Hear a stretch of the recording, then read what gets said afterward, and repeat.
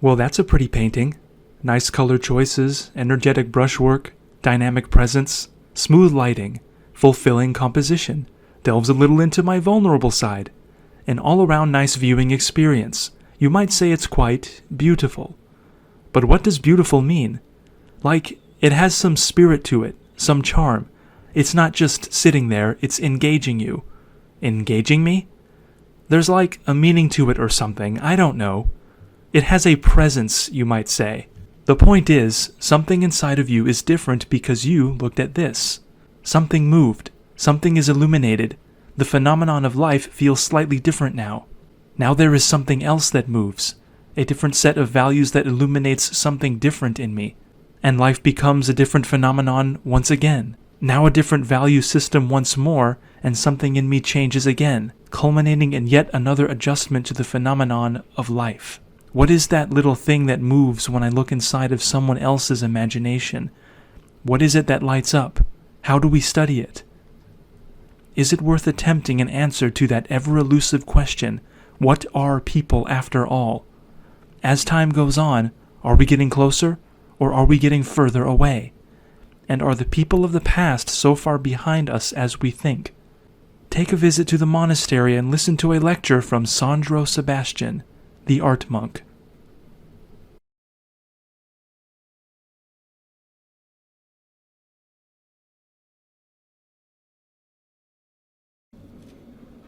Here's another interview question. What's your theory on popularity, Sandro?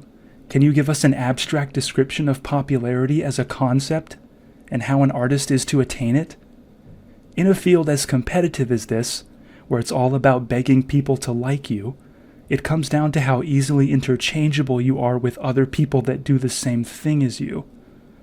If you can find something that's only cool when you do it, because somehow you get what you're doing, and we accept it from you, but when someone else does the same thing, it doesn't quite hit the bullseye, that's the best way to stay relevant. Then there's the issue of being popular, and what does that really mean? Does that mean I have to go on television and do interviews, or star in a major movie, or have a hit song on the radio, or be some internet sensation that goes viral? Well, people got famous for thousands of years without use of television, radio, or internet. Most of us in the world today have just never seen it happen. Most of us don't know what it looks like when someone is famous without being on television, or in movies, or on radio. And the young people today don't know what it looks like for someone to be famous without the internet. That doesn't mean it's not possible. Maybe all those platforms aren't as big a deal as they seem to us in the modern world. But we'll see what they have to offer. It looks like all you have to do is be more popular than the medium itself. That shouldn't be too hard. I mean, television has always been pretty dorky, as is pop radio, and movies haven't been cool since like 1955. And as far as the internet, I understand that we let it exist because of its convenience as an instantly accessible information superhighway, as they once called it. It is pretty handy to be able to look up whatever you need right there in the moment, all at your fingertips. I'll give you that. That is handy. Not to mention how easy it is to communicate across great distances. Boy, if you had told me as a teenager that I would one day be able to make something at my desk off the top of my head and send it to someone else to look at on the other side of the planet that same afternoon, I would have been thrilled. That's pretty handy. But while the internet is known for its convenience, it's definitely not known for good taste. The experience is about pure information, not aesthetics. It shouldn't be too hard to upstage that. In terms of pure likability, if the internet were a person, we'd find them and beat the crap out of them. You ruined everything. Communication between people, our self-esteem, our privacy. They'd have to pull you off of them. You're dead, you hear me? Dead! They're dragging you away. Just to give a little description about how we feel about the internet. But if you can be bigger than the platform itself, that seems to be a great way to make a mark. The Beatles were bigger than rock and roll. That's why there was Beatlemania. Michael Jackson was bigger than pop music. That's why the Thriller album broke records. And Walt Disney is more popular than movies. That's why they use his work to indoctrinate every new generation of kids into Hollywood movie culture. Pablo Picasso is more popular than painting. That's why he was the most financially successful artist of his time. I don't know what painting is, but I know what Picasso is. I want to do that. The rest of you can join the art department faculty, if you want. And Jesus is more popular than religion. That's why there are Christians. I don't need religion. I need Jesus. Ain't nothing more useless than another religion. What does this do? What does this solve? This doesn't cause anything to move. This doesn't change anything. Everything is exactly the same as it was before. But with the Redeemer of all humanity, letting me know that there is such a thing as forgiveness, and a second chance, and a God who will punish those who sin against me, now there is someone sticking up for me, and that there is a plan here that no force of man can challenge, no matter how arrogant or superficial we get. Jesus actually affects the outcome. You do not. So people have been more popular than the format for centuries. Just because we've never seen someone do it in our lifetime doesn't mean it's not possible. There appears to always be room for another. Within mainstream Western media, the interesting thing about the historic racism and xenophobia that it is to this day famous for, the white guys have created a system where most of this on-screen work is for them because they have the economy rigged in their favor and happen to belong to a segment of the population who are their own biggest fans for some reason. Even if they are the only ones who are their biggest fans. In a way the rest of us are not. So it creates a state of being where most of the work goes to the white guys, in terms of what kind of face is acceptable to general audiences. But while most of the work goes to them, I notice they also become the most interchangeable with one another. They more easily get lost in the shuffle and are indistinct. As men who have never had to compete in a market that is not rigged in their favor, and don't know how to improvise more creative solutions. As a result, they get lost amongst each other, to the eyes of the rest of us especially. Some white men are definitely distinct in Hollywood, but most of them are just the new James Bond, or Spider-Man, or Batman, or any character derived from those very popular franchises. Could be anybody. We just need a white guy who looks good enough in the suit. So, in the competitive field that I'm in as a black man, I remember that there might be less work for me, but if it does all come together for me one day and I get myself up in front of people, I'm not as easily interchangeable with some other black guy.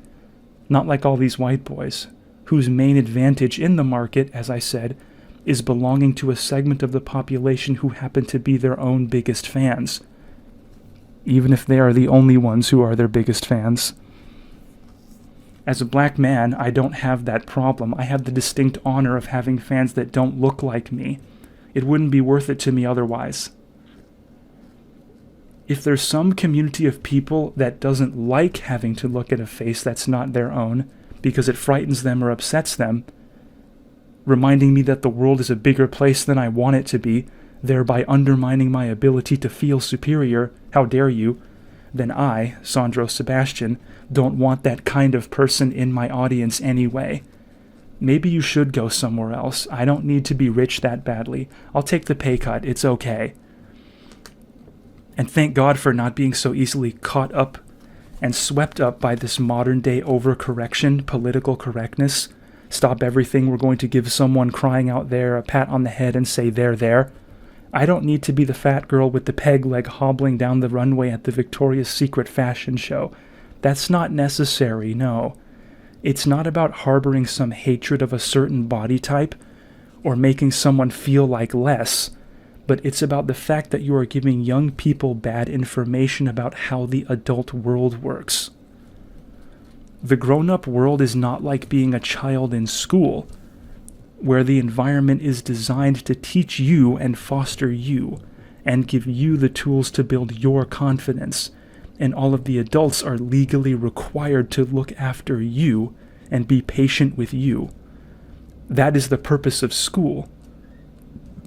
The adult world isn't like that. It's where all the decisions get made and we take responsibility for maintaining civilization. Finding a job is not like choosing a major at a university. Not every opportunity is available to whatever random person shows up and signs up. There are a lot of jobs I would probably be good at, but I'm not going to because it's just out of my reach by pure logistics, or it requires a recommendation from people in another area of society, people I'm not in touch with, and no one might be able to do anything about that.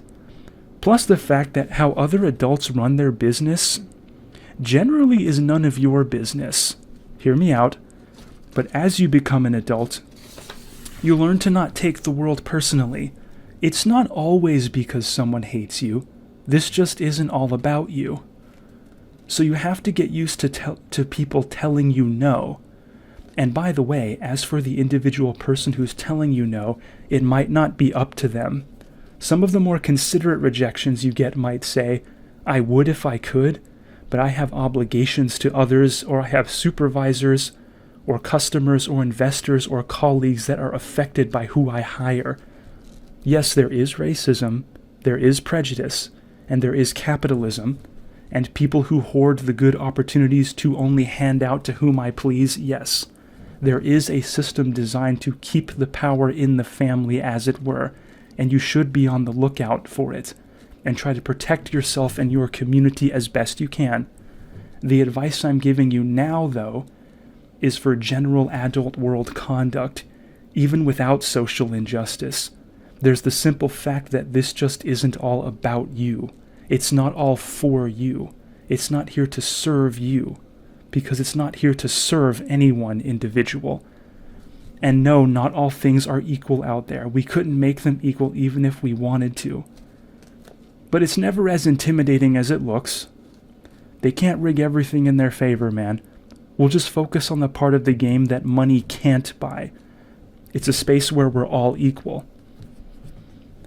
It's not society's job to make sure that you feel liked. It's to make sure that you feel safe. Sandro Sebastian.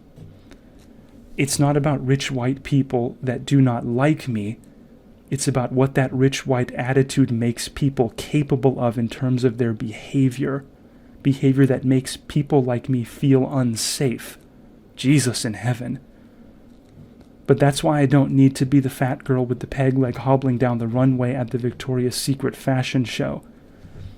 Unless there are some extreme acts of hate or abuse that fat girls are undergoing out there, hatred that would be stopped by including them in the show.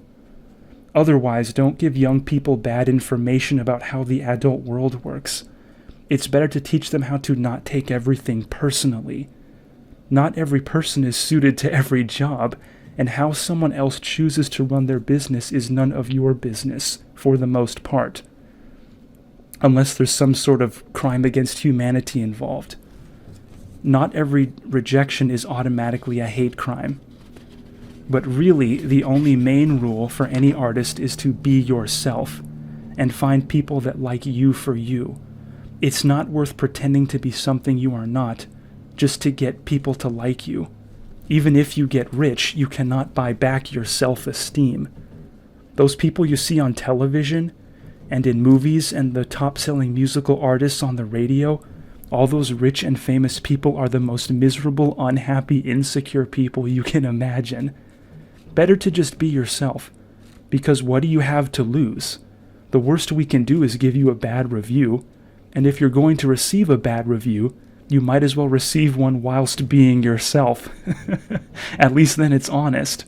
Don't fake being someone else only to still receive a bad review anyway. That's twice the blow. In the words of the musician Kurt Cobain, it's better to be hated for what you are than to be loved for what you're not. And this was a guy who committed suicide after getting famous.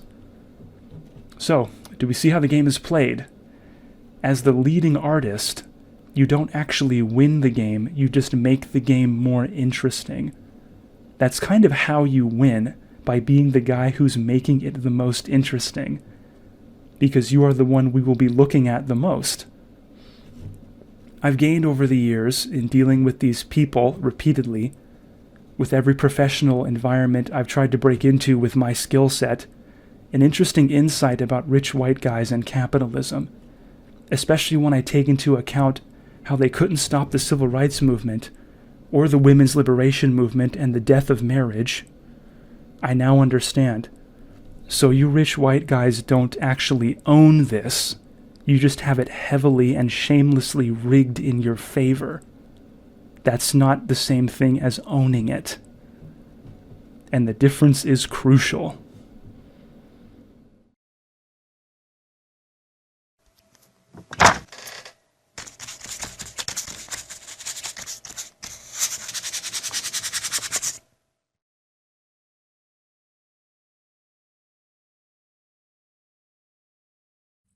So what advice would I give to young creatives, young artistic types that are wishing to branch out and explore their potential in their imagination?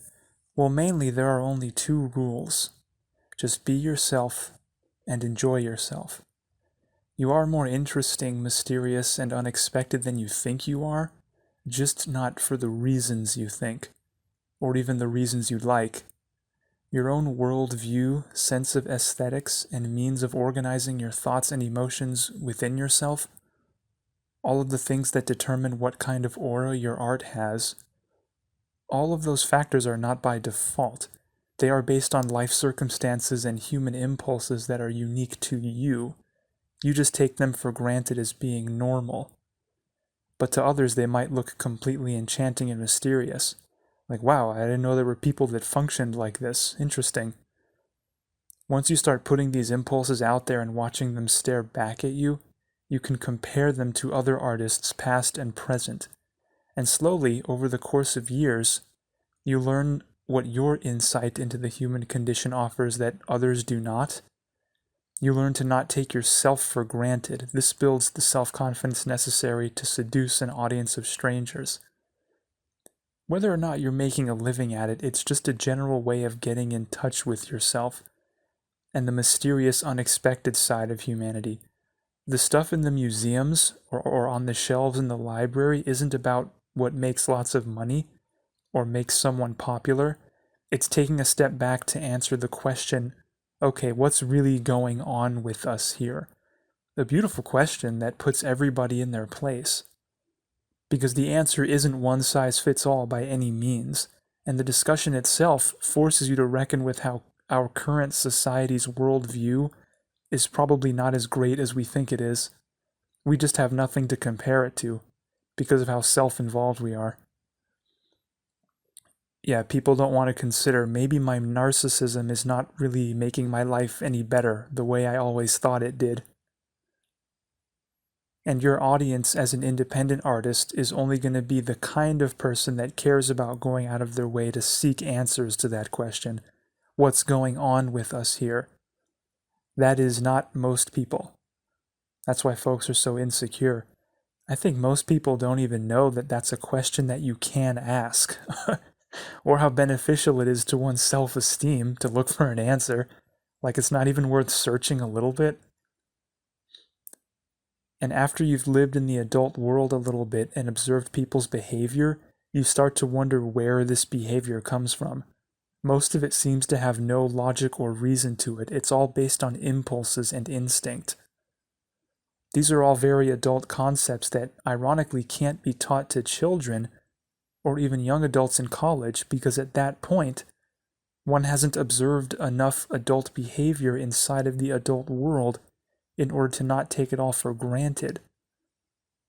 When you're young, you still think of people as like machines that are programmed to behave the way that we do. But it's not that simple. People are sensitive, thoughtful beings that behave the way we do because we feel something when we behave in certain ways. Therefore, your education doesn't really end when you graduate high school or college. It's really only begun. You have to keep your eyes open and take nothing for granted. Then, if you're lucky, you learn how not to just look like an adult, but actually think like one too, like most people never seem to do. But of course, if you're an artist or a creative type, if you just want to be rich and popular, then don't explore yourself or examine what's going on with us here. Just do what Hollywood celebrities and pop stars do. Explore the side of humanity that is cute and adorable on the surface, what creates immediate excitement in the here and now, but lacks any real mystery or unexpected quality. Some people just want to be 19 years old for the rest of their life, God knows why. Maybe because that's where the money and the popularity are, in adorable things. I guess, because it's fun to give attention to adorable things. That's why people go on dates with each other or sleep with each other casually, because you found someone who's immediately adorable and instantly cute, and it's fun to feel that little buzz. That might be why people date, but that's not why people get married. Or stay married, I should say. That takes more than being immediately adorable. All the stuff on the radio currently, or on television, on Netflix or social media, all of this is just like the little cutie pie that we're currently dating or currently sleeping with, because they give us an instant lift and an immediate tickle that makes us squeal with delight. Now, the stuff in museums or in the history books on the shelves in libraries, these are the compelling, mysterious, seductive individuals to whom we are permanently married, because they just make life on this planet feel better permanently. It was a significant day when I realized that being a great artist is not about being a great artist. It's about being your own artist and striving to make that as irreplaceable as possible. We will never forget you because we don't want to forget you.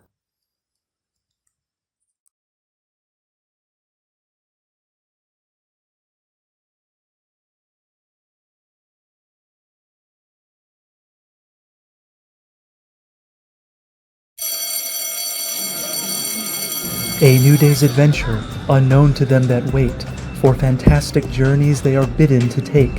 Her bell chiming loud, kids piling inside, never to know when, or how, or why. But believe you in the tales that none can deny, the stories of those with the courage to try, recorded in the chronicles of Ryerson High.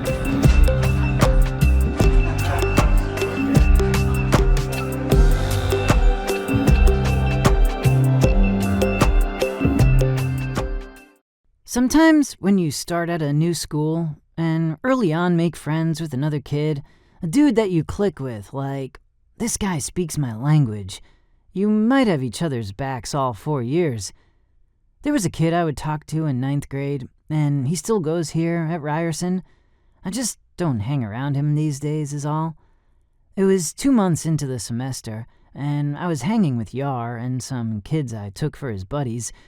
Y-A-R, Yar, that's dude's name. At first, I thought he was the leader of that little gang, 'cause he seemed cool to me. Could be, though, that those guys weren't regular buds of his, seeing as how I only saw them like twice. We sort of broke away and hung out in another crowd soon after. It didn't stop our friendship, though. Whenever we'd eat lunch, we'd sit on a bleacher at the football field. There'd often be groups of kids playing out in front of us, with some members from the football team playing too. We liked watching, and Yar was mostly a normal guy, reacting to events on the field. But sometimes a weird thing happened. He'd react big to something small, and maybe once in a while laugh out loud when nothing even happened. There would be an awesome pass, catch, or touchdown, and I'd say, "Great catch!" But Yar would sit quiet to react a second after.